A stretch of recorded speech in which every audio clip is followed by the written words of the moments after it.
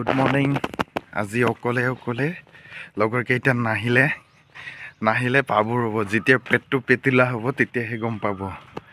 মই আজি চিমলিতলা থানাৰ ফালে খোজকাঢ়ি গৈ আছোঁ। কৰ্মব্যস্ততা ৰাতিপুৱাই শাক পাচলি ওলালে। এইখিনিতে আমাৰ চিমলিতলাৰ ডক্টৰ পঢ়াত গধূলি দোকান পোহাৰ বহে। অকলে কুঁৱলী পৰিছে, ঘন কুঁৱলীৰ বাবে সিহঁতে আজি অহা নাই। তথাপিও মই যিহেতু উঠিছোঁ অকলে আহিলোঁ আৰু।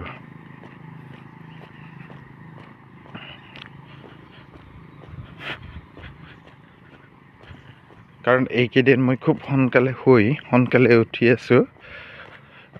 যিটো মোৰ মূৰৰ বিষ আৰু প্ৰেছাৰৰ পৰিমাণ অলপ বাঢ়াৰ নিচিনা লাগিছিলে, সেইটো এতিয়া বহুখিনি আৰাম পাইছোঁ। মূৰৰ বিষ নাই, তাৰপিছত টোপনিও নধৰে। সেইটো এটা কিবা ভাল পাইছোঁ। আৰু মৰ্ণিং ৱাক কৰাৰ ফলত দিনটো ফ্ৰেছ লাগি থাকে। ইয়াতে বেংক আছে আৰু এইফালে হৈছে সেয়া থানা গেট। থানাখন আছে।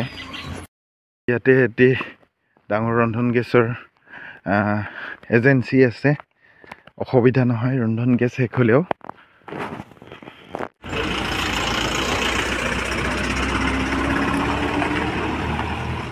এই চিমলিতলাৰ পৰা যাতায়াত ব্যৱস্থা খুব উন্নত। ইয়াৰ পৰা পোনপ্ৰথমে গুৱাহাটীলৈ আছে, যথেষ্ট পৰিমাণে যান বাহন আছে।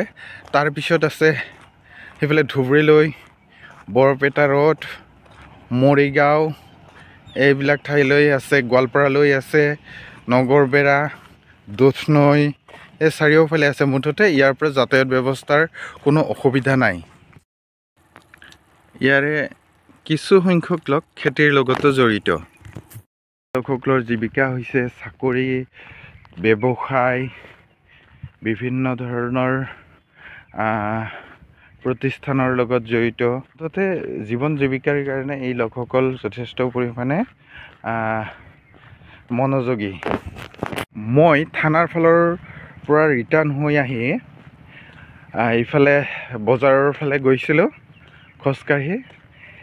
এই বজাৰৰ ফালে যোৱা ছাইডতেই এখন চাৰিআলিৰ পৰা 200 মিটাৰমান আঁতৰত এখন হাইস্কুল আৰু এখন হায়াৰ ছেকেণ্ডাৰী স্কুল আছে। আৰু এই হাইস্কুল আৰু হায়াৰ ছেকেণ্ডাৰীৰ পৰা মোটামুটি আৰু 150-200 মিটাৰমান দূৰতে আছে এখন আকৌ চিমলিতলা বজাৰত এখন হাই স্কুল আছে। এইটো পশ্চিম ফালে গোৱালপাৰা হৈ ৰাস্তা গৈছে চাৰিআলিৰ পৰা। সেই চাৰিআলিৰ পৰা মোটামুটি 50-60 মিটাৰমান দূৰতে আছে এটা পেট্ৰল পাম্প। মুঠতে এই লোকসকলৰ অসুবিধা একো নাই। চিমলিতলা চাৰিআলিতে আছে এটা মহাপুৰুষীয়া নামঘৰ। আমাৰ স্বাস্থ্যৰ কাৰণে অতিকে প্ৰয়োজনীয় এয়া চিকিৎসালয় আছে আমাৰ চিমলিতলা ডক্টৰ পাৰাতে, একেবাৰে চাৰিআলিৰ লগতেই। আৰু এইফালে আছে অপজিটত গাঁও পঞ্চায়ত, এখনেই সুন্দৰ ঠাই।